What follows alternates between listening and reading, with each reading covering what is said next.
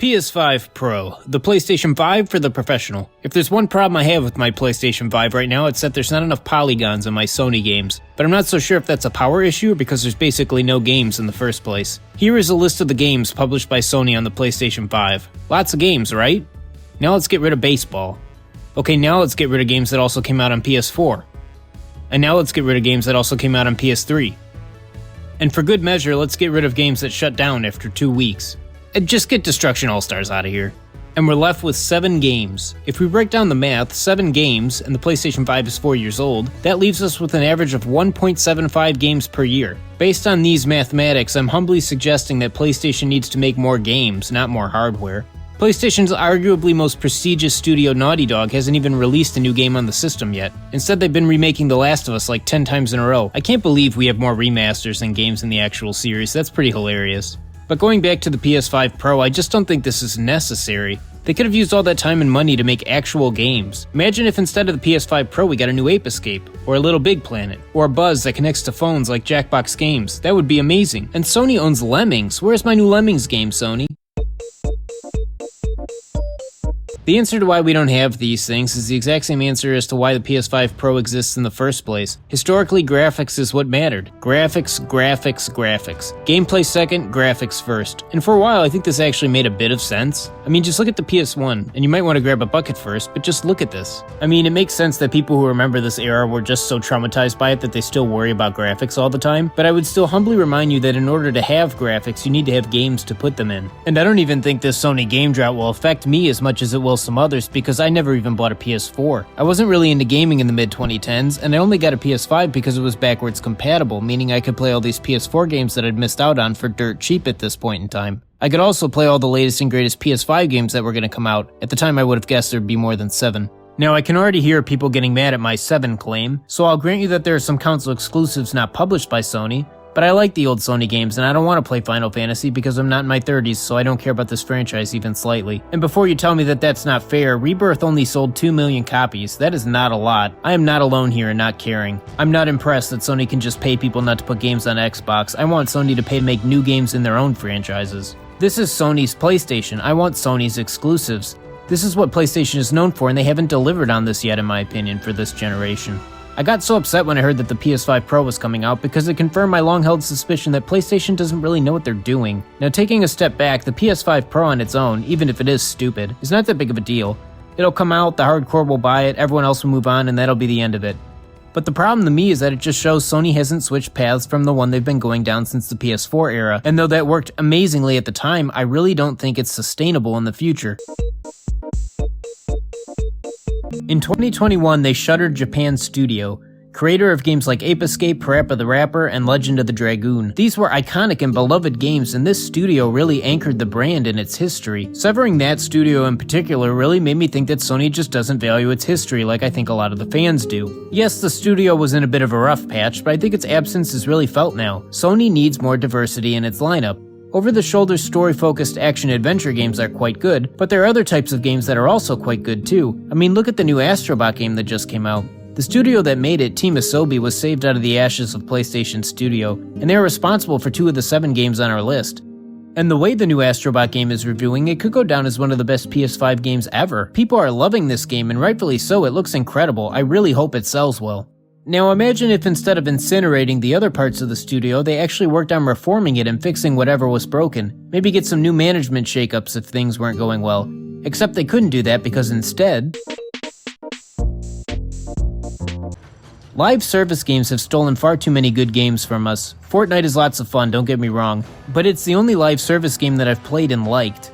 But because it makes so much money, everyone has been chucking so much time and talent at trying to replicate its success, and I just don't think it's going to happen for this many games. People only really have the time to play 1 or 2 of these things, and there's such a time sink. And already established games have such an advantage in this environment. Also, development just takes way too long nowadays to just be copying trends. You either gotta find the next trend or just stick with the tried and true strategy of making games that people want to play and therefore purchase. Sony ignored the wise words of Kenny Rogers and bet heavily on live service, and it isn't working. They were initially going to have 12 live service games. 12. For all you math fans, 12 is more than 7. They were doubling efforts into making live service games over console-exclusive PS5 experiences. At this point, even if they pull one out of the hat, was it even worth it for all the death and destruction left in its wake? PlayStation reminds me a lot of that one friend from college who all the girls liked, but he could never seal the deal because he was just too self-conscious and oblivious. PlayStation is amazing. I love PlayStation. I only wish PlayStation loved PlayStation as much as I do. Sony doesn't really treasure its history like it should. We already talked about Japan Studio, but really, why does Sony just abandon its old IP? And it's not really even just its old IP, it's its old games. Let's say I play the new God of War, one of Sony's biggest and most popular franchises, and I love it. I love it so much that I want to go back and play the rest of the series, so let's go to the store. Oh good, 3 was remastered on PS4, and I can play 1, 2, and Ascension through streaming. And Chains of Olympus and Ghost of Sparta used to be available on streaming, but now they're gone. Sony, what are you doing? I feel like Sony sometimes gets self-conscious about their old games, like they don't want people playing The Last of Us 1 and thinking that's how many polygons they're capable of. We can do more than that, they scream as they remake the game twice, but it's just so unnecessary. People are capable of recognizing and appreciating things, even if they've aged just a little bit. No one is going to play Medieval 1 where Sir Daniel looks like this and think to themselves, well, this new PlayStation 5 sucks. Meanwhile, you got Nintendo over here saying, we're going to give you all 20 frames of Stunt Race FX and you're all going to love it. Nintendo and Sony are just polar opposites in this regard. Nintendo loves their games in such a way that they gaslight their audience into doing the same. If tomorrow Nintendo added Mach Rider to Smash Bros, you would see videos pop up on YouTube about how Mach Rider needs a new game when it most certainly does not. PlayStation, my man. If Nintendo is really out here remaking Urban Champion of all things for the 3DS, you can re-release Parappa the Rapper 2 with confidence. Come on, dude.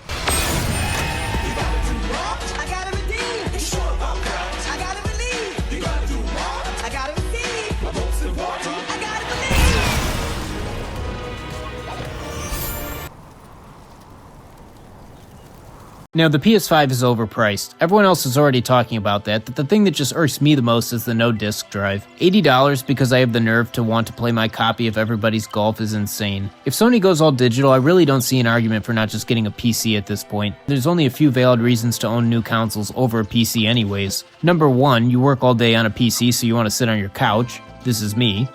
Number 2, you like owning your physical media and discs. This is also me.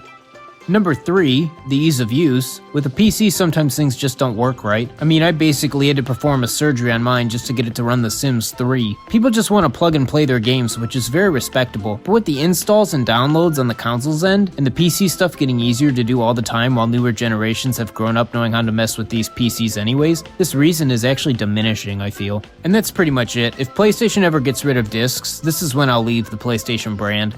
Same with Nintendo if they ever try this. I am not interested in having to pay the full price of $70 to Nintendo and Sony because they don't feel like competing with retailers and used games. So I'll move the PC if this is the trajectory, and I don't think I'm alone here. On a random note, I keep seeing people in the comments mad that there's no vertical stand. Where are you guys putting this thing in your house where storing it vertically is the most optimal? In summary, I think the PS5 Pro does not instill me with confidence that the PlayStation is going in the route that I think it should go. It's once more focused on prettier graphics when that is not at all a problem that needs fixing right now. And there are a lot of problems that need fixing right now. The PS5 Pro is overpriced, the lack of the disc drive tells me that Sony is going a direction I can't follow, and it's a shame because I love PlayStation, but honestly at this point, it's whatever to me. Modern AAA gaming and I split paths a long time ago. But with the vibrant indie scene and my excellent back catalog filled with games from 1980 to present, I have more than enough to play to keep me happy. If Sony makes things that I want to buy, I'll buy them. Otherwise, I'll just look to the past if the present isn't giving me what I want. There's so many cool games in different genres for me to try. It's always been my opinion that every year that passes is the best year ever for gaming because we get all the good new games, and all the old games are with us forever too. And I think that's a positive note to end things on. Thanks for watching Hydrated Gaming, and I'll see you next time.